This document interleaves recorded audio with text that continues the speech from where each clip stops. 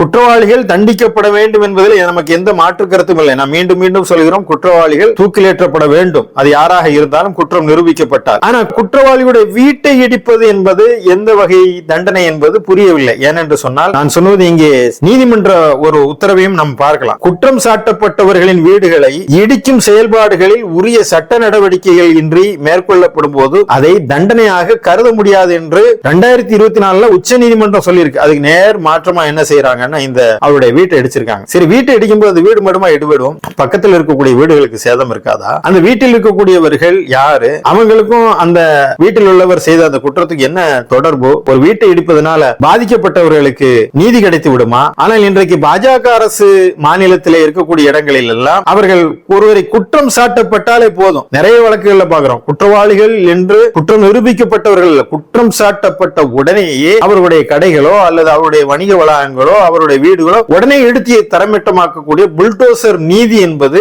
இந்திய நீதி மாண்பையே கேள்விக்குள்ளாக்கக்கூடிய ஒரு சூழ்நிலை தான் இருக்கிறது.